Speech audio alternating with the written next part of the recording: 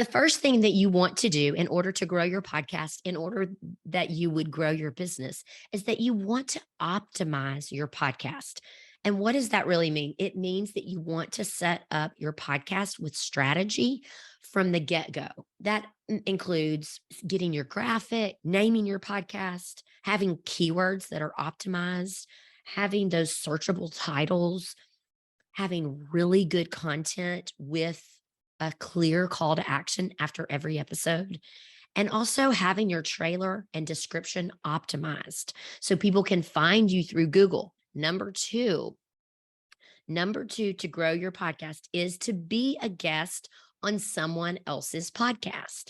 And I want to bust a myth here because I have heard this before, that sometimes people feel weird when they don't have a podcast themselves. And I want to bust that myth. If that is you and you do not have a podcast yet, or you have not, you don't have the space and margin in it yet, I want to be clear that you can pitch yourself to be on someone else's podcast without having a podcast yourself. When you're on someone else's podcast, there's a right way to do that and a right way and wrong way to do that. But the benefits of being on someone else's podcast is it doesn't take much time.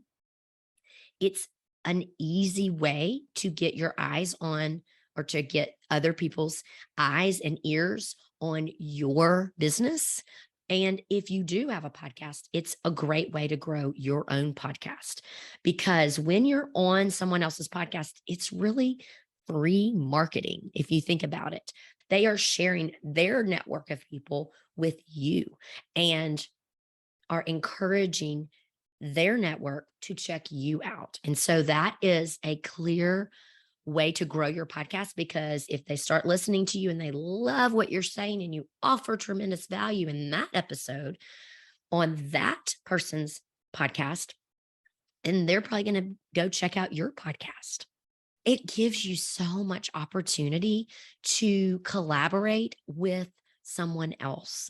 It is a great way to collaborate with somebody that is in the online space, that might be similar to you, or that might be somebody that you've known, or somebody that you know that offers great value to their listeners. And so my question to you is, why wouldn't you want to be on someone else's podcast? And I did a survey last week in my Instagram stories when I could not talk.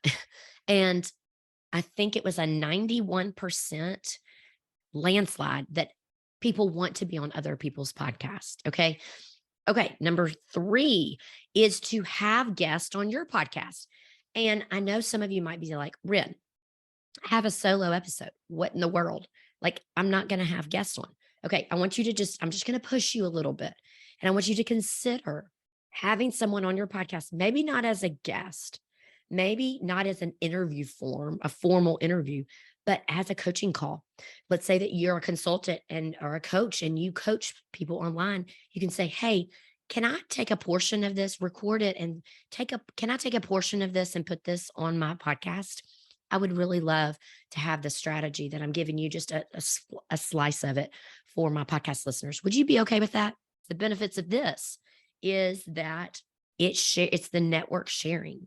Okay, so what to do when you have guests on your podcast? Before you reach out, you need to have a relationship with them. During, there's questions to ask. There's an episode that I shared all this, episode 37. You can go check out for more of this.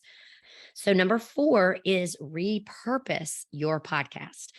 Consider using your episode and videoing it on Zoom and taking it and pulling little splices of video apart, because that's what a lot of people are wanting, is short form video, and put that up on your social media. It doesn't have to be you in front of a camera saying, hey, go listen to my episode. You can just say, hey, here's a slice of it. If you want to hear more, go da da da.